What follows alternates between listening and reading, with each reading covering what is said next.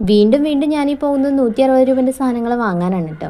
ഇതിപ്പോൾ മൂന്നാമത്തെ പ്രാവശ്യമാണ് കേട്ടോ ഞാൻ വാങ്ങാൻ പോകുന്നത്. ഇവിടുത്തെ സാധനങ്ങൾ എന്ന് പറയുമ്പോൾ നമുക്ക് എന്ത് കണ്ടാലും എടുക്കാൻ തോന്നും കേട്ടോ.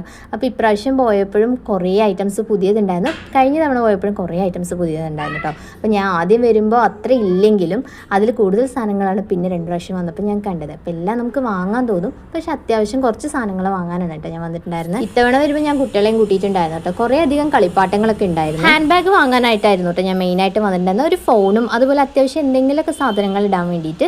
അപ്പോൾ ഹാൻഡ് ബാഗ് വാങ്ങാൻ വന്ന സമയത്തായിരുന്നു കേട്ടോ ഞാൻ ആ വലിയ ബാഗും കൂടെ, നമ്മൾ ടൂർ ബാഗും കൂടെ ഉണ്ടായിരുന്നു. അങ്ങനെ ടൂർ ബാഗും വാങ്ങിയിട്ട് നല്ല വൃത്തിയായിട്ട് എനിക്ക് തോന്നി. ഇത്തവണ പോയപ്പോൾ തിരക്കൊന്നും ഇല്ലാത്തതുകൊണ്ട് തന്നെ വിശദമായിട്ട് പർച്ചേസ് ചെയ്യാൻ പറ്റിയിട്ടോ. ഓരോ സ്ഥലത്തും എത്തിപ്പെടാനൊക്കെ പറ്റി. കഴിഞ്ഞ തവണ വന്നപ്പോൾ നല്ല തിരക്കായിട്ടൊന്നും കാണാനൊന്നും പറ്റി. ഓരോരുത്തർ ബില്ലിടുന്ന കാണുമ്പോഴായിരിക്കും നമ്മളിങ്ങനെ വിചാരിക്കുന്നത് ഈ സംഭവം വാങ്ങിയില്ലല്ലോ, പിന്നെ അത് എവിടെയാണെന്ന് തിരഞ്ഞു പിടിച്ച് വാങ്ങാൻ വേണ്ടി ഓടി പിന്നെ എടുത്ത് വരുമ്പോഴേക്കും പിന്നെ നമ്മുടെ ക്യൂ ആയിട്ടുണ്ടാവും കേട്ടോ. അപ്പോൾ വേഗം വിട്ട് ഇനി 2 ദിവസം മാത്രമേ ഉള്ളൂ.